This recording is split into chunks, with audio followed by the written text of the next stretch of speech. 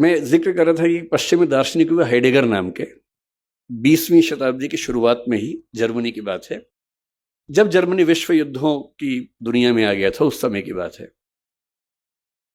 उन्होंने एक बड़ी गहरी बात कही। उन्होंने कहा कि हम लोग जिंदगी जीते रहते हैं, किसी से लड़ते हैं, किसी से प्यार करते हैं, फिर झगड़ा करते हैं, लड़ते हैं, सफल होते हैं, किसी को हराते हैं, किसी से हारते हैं, हारते हैं तो नफरत पाल लेते हैं, हराते हैं तो ये भाव मन में आता है कि मैंने हरा दिया, मैं विजेता हूं। इसी सब तिकड़म भरे अनुभवों को हम मिला के एक शब्द बोलते हैं जिंदगी, लाइफ। लेकिन कभी कभी ऐसा होता है जिंदगी में कि अचानक कोई इंसिडेंट होता है। वो इंसिडेंट क्या होता है? जैसे मान लीजिए कि मैं और मेरा दोस्त सड़क पे जा रहे हैं, अचानक एक ट्रक की कार ब्रेक फेल हुई, उसे टक्कर मारी और मेरे साथ जो मेरा दोस्त था उसकी मौत हो गई और मैं बच गया। अब जो मुझे एहसास होगा, उस एहसास का मतलब है नथिंगनेस, शून्यता। उस मोमेंट पे, उस क्षण में ये लगता है कि क्या है जिंदगी में ऐसा, और मैं जो इकट्ठा करने में लगा हूं, मैं जो ताकत के पीछे भाग रहा हूं, मैं जिस 8 साल बाद की प्रमोशन के लिए अभी से रात दिन जुटा हुआ हूं, ये सब तो 1 सेकंड का खत्म होने का वाला खेल है।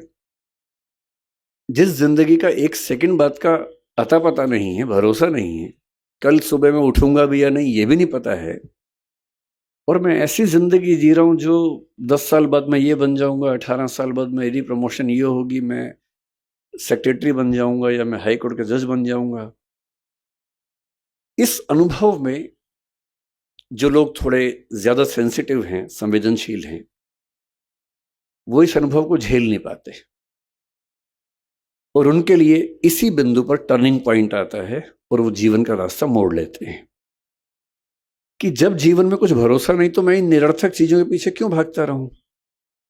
क्यों ना मैं किसी ऐसी सार्थक चीज की तलाश करूं जो अंततः मुझे सुकून देती हो। और हम जीवन क्यों जीते हैं?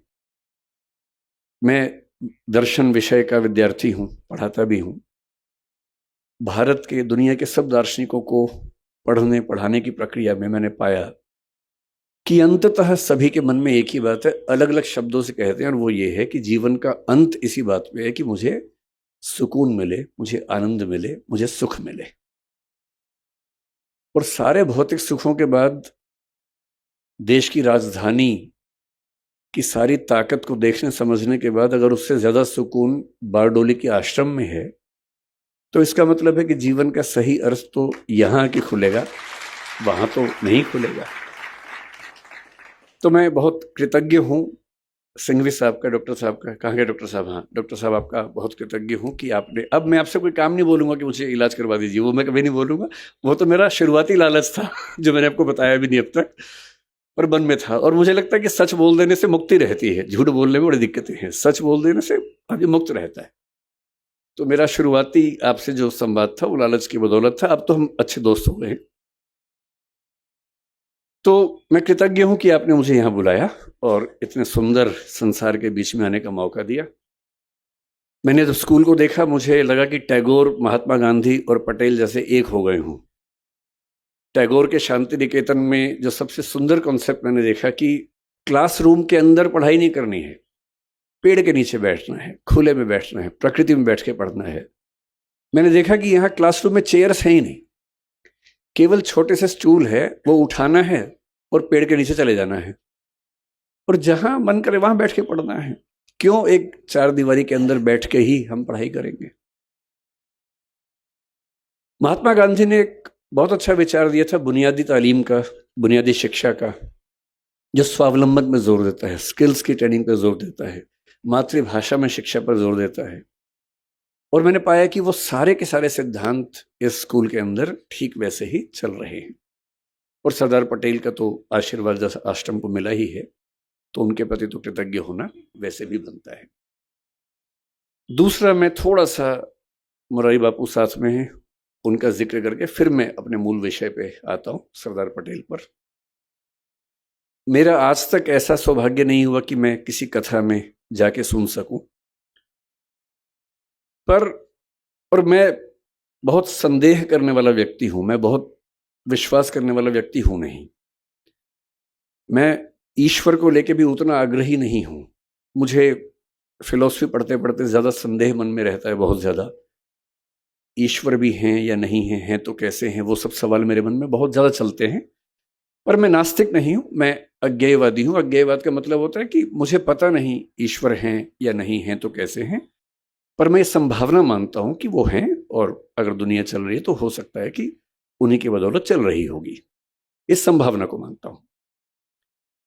मैं ये भी महसूस करता रहा हूं कि जो संत का एक सुंदर अर्थ होता है, मैं संत कबीर का बहुत सम्मान करता हूं। मैंने कबीरदास को अच्छे से पढ़ने का प्रयास किया है और बहुत प्रेरित होता हूं उनसे, उनकी बातों से सीखता हूं। संत रैदास को मैंने अच्छे से पढ़ने का प्रयास किया, कई बार किया। तो मैं अक्सर सोचता हूं कि संत का मतलब क्या होता है। तो एक बार एक किताब में मुझे बड़ी सुंदर बात मिली। एक उम्र तक मेरा थोड़ा सा लेफ्टिस्ट आइडियोलॉजी की तरफ काफी झुका हुआ था, तो मुझे धर्म, संत, इन सब से लगभग अरुचि सी थी। नफरत तो नहीं कहूंगा, पर अरुचि जैसा भाव रहता था। मेरे पेरेंट्स भी परेशान थे क्योंकि मैं कुछ अतिवाद के रास्ते पर उस समय चलता था। मुझे लगता था कि संत वो लोग हैं जो दुनिया के संघर्षों को छोड़ के भाग गए हैं। अरे भाई, मैं बुद्ध को पढ़ता था, महावीर, वर्धमान महावीर को पढ़ता था। मुझे लगता था कि क्यों ऐसा करते हो भाई। सब लोग स्ट्रगल कर रहे हैं, रोजी रोटी का संकट सबके सामने है, सबके बच्चे हैं, उनकी शादी होगी नहीं होगी, करियर होगा नहीं होगा, इतना इतना स्ट्रगल है। उस स्ट्रगल से हम तटस्थ हो जाएं, ये मुक्ति कैसे हो सकती है। फिर एक बार मेरे हाथ में किताब लग गई, क्योंकि मुझे किताब पढ़ने का शौक है और मेरे सबसे अच्छे दोस्त अगर कोई हैं तो किताबें ही हैं। और एक किताब इसी विषय पर मैंने पढ़ी कि संत होने का मतलब क्या होता है। तो उसमें बड़ी सुंदर एक व्याख्या थी कि संत वो नहीं है जो दुनिया की मुख्य धारा से भाग गया है। संत वो है जो जानता है कि अगर वो मुख्य धारा में उतर गया तो शायद सबको हरा देगा, पर वो उतरने से पहले ही जानता है कि सबसे जीत के भी कुछ हासिल नहीं होगा। और इसी बात को कुछ और लोगों ने दूसरी भाषा में कहा, the most interesting thing about the rat race is that even if you win you are still a rat. चूहों की दौड़ की सबसे रोचक बात यह है कि अगर आप जीत भी जाएं तो भी चूहे ही रहते हैं। और जिससे समझ लिया कि चूहा होना ही नहीं है, तो चूहों की दौड़ में दौड़कर किसको जीत के दिखाना है। अगर मैं जीत के दिखा भी दूं, अगर मैं जीत के दिखा दूं, किसको दिखाना है। क्या कोई इतना महत्वपूर्ण है कि उसको दिखाने के लिए मैं अपने 10 साल खराब कर दूं या 20 साल खराब कर दूं। क्यों दिखाऊं। और अंततः तो साक्षी भाव से खुद को ही देखना है। और यदि मैं अपनी चेतना के सही रास्ते पे नहीं हूं तो दुनिया की नजर में कितने भी सही रास्ते पे हूं, वो सही रास्ता कैसे हो सकता है। मेरा सही रास्ता तो मेरी चेतना, मेरी अंतरात्मा तय करेगी। और यदि मेरी अंतरात्मा इस बिंदु पर सुकून महसूस करती है कि मुझे उस चूहों की दौड़ में शामिल होना ही नहीं है, तो नहीं होना है। और मैं कल से, मुझे डॉक्टर सिंघवी साहब ने कई जिक्र किए बापू के, कि कैसे उनकी कथा में लोग, और गुजरात के लोग कितने दानी हैं वो भी पता लगा। सूरत के बारे में विशेष रूप से पता लगा कि 50 करोड़ 100 करोड़ का दान हुआ, एक अस्पताल बन गया। फिर कथा हुई, फिर 125 करोड़ का दान हो गया, इससे एक और अस्पताल बन गया। इतना कंट्रीब्यूशन तो बड़े बड़े मंत्री, नेता और आईएएस नहीं कर पाते तो उससे लाख गुना अच्छा है कि हम संत बन के ही अपना काम करें और समाज के लिए जो कर सकते हैं वही करें। तो मैं बापू बहुत कृतज्ञ हूँ कि मैं तो इस लालच में था कि मैं ज़्यादा सुनूंगा, पर मुझे बताया गया कि मुझे सुनाना ज़्यादा है, सुनना कम है। ये वैसे ज्यादती है, बहुत बहुत ज्यादती है आपकी कि मुझे ज़्यादा समय दिया आपने और बापू कम बोल रहे हैं। इसका उल्टा होना चाहिए था, पर ठीक है, आपने अपना कुछ मुझे सोची होगी इसके पीछे। अब मैं सरदार पटेल पर आता हूं, जो मेरा मूल विषय है।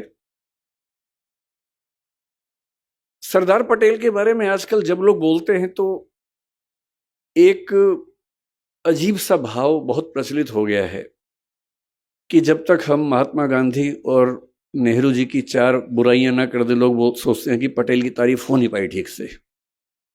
तो मैं उस तरह का आदमी नहीं हूं, मैं पहले स्पष्ट कर रहा हूं। आप अगर ये उम्मीद कर रहे हैं कि मैं गांधी जी को 4 लाइनें सुनाऊंगा और नेहरू जी के बारे में 4 गलत बातें बोलूंगा, मैं ऐसा नहीं करूंगा। मेरा मानना है कि एक बहुत बड़ी लड़ाई एक व्यक्ति नहीं लड़ता है, एक टीम लड़ती है। और टीम में हर व्यक्ति का अपना चरित्र होता है, अपना व्यक्तित्व होता है, अपनी भूमिका होती है। हम ये नहीं कह सकते कि एक ही व्यक्ति पर्याप्त था, बाकी सब यूं ही थे, ऐसा नहीं। सबकी अपनी अपनी महत्ता थी, अपनी भूमिका थी। एक बहुत बड़े रंगमंच पे हर व्यक्ति का अपना किरदार होता है और उस किरदार को करीने से निभाना, यही उसकी महानता होती है।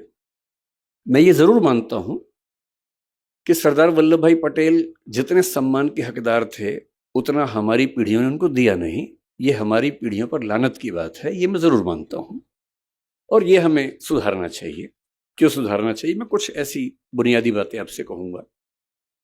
क्योंकि मैं यूपीएससी के लिए पढ़ता पढ़ाता हूं, तो इतिहास पर लंबा लेक्चर देना तो सामान्य बात है। पर आज जो ऑडियंस है, मैंने पूछा पहले कौन लोग रहने वाले हैं, तो बताया कि स्कूल के बच्चे होंगे, कुछ समाज के लोग होंगे। तो मैं ये मान के आया था कि हमें बहुत आसान बातें करनी है, मुश्किल बातें नहीं करनी है।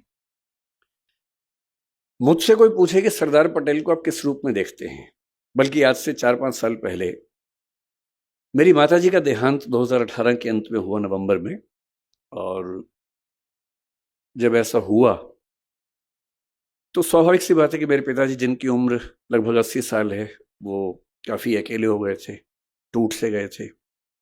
वो भी बहुत एक्टिव हैं, पढ़ते लिखते हैं, किताब हर महीने एक किताब लिखते हैं, एक मैगजीन निकालते हैं। मुझसे ज़्यादा युवा हैं, मैं तो उनकी तुलना में बूढ़ा हूँ। तो मैंने उनसे पूछा अगले साल, मैंने कहा पिताजी आपका जन्मदिन आने वाला है, मतलब माताजी की मृत्यु के शायद 3 महीने बाद की बात, 2 महीने बाद की बात है। तो मैंने कहा आपका जन्मदिन आने वाला है, आप क्या चाहते हैं, कैसे मनाएं? मुझे लग रहा था कहीं वो ये ना कहे कि मेरा मन नहीं है मनाने का या कुछ ऐसा। उन्होंने कहा कि मुझे ना जो सरदार पटेल की प्रतिमा बनी है वहां ले चलो। तो मेरे मन में इच्छा थी ही, इसी बहाने उनका मन भी बहला, तो हम वहां गए।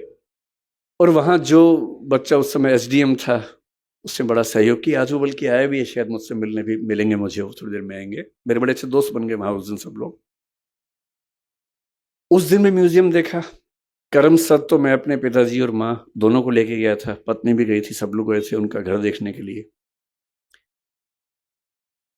तो कोई मुझसे पूछता है कि सरदार पटेल को लेकर आपके मन में क्या भाव सबसे पहले आता है, मेरे मन में एक ही भाव आता है कि नेतृत्व का जो गुण किसी व्यक्ति में सबसे बेहतर हो सकता है, सबसे बेहतर हो सकता है, उसकी साक्षात मूर्ति देखनी है तो मैं सरदार पटेल को याद करूंगा।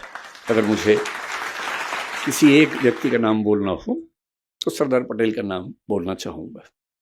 क्यों बोलना चाहूंगा? उसकी वजह अलग हैं, शायद वो वजहें थोड़ी सी इतिहास में आपको अलग लगे, पर मैं आपको 2-3 वजहें बता के बात समाप्त करूंगा।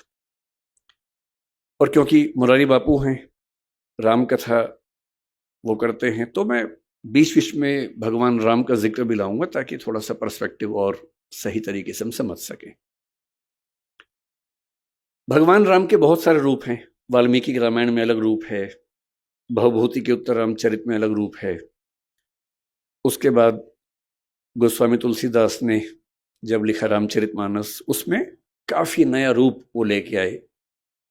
और जो अवतारी राम थे वो मर्यादा पुरुषोत्तम राम बनकर हमारे सामने आए। और जिन राम को हम जानते हैं वो आमतौर पे गोस्वामी तुलसीदास ने जिस राम के चरित्र का निर्माण किया, उनको हम ज्यादा जानते हैं।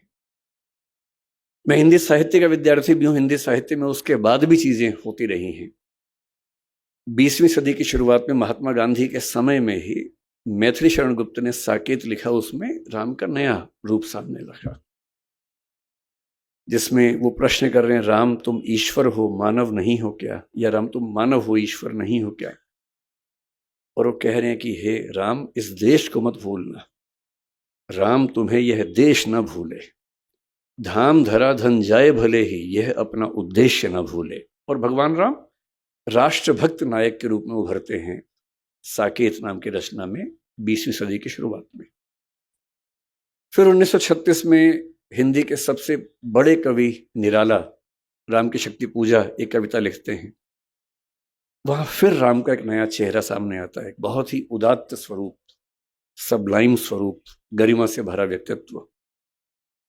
फिर आजादी मिलने के बाद नरेश मेहता ने एक और पुस्तक लिखी, संशय की एक रात। वो राम के एक और रूप को सामने लेके आता है, जिसमें राम को दुविधा है, और एक बड़े व्यक्ति को दुविधा होनी चाहिए।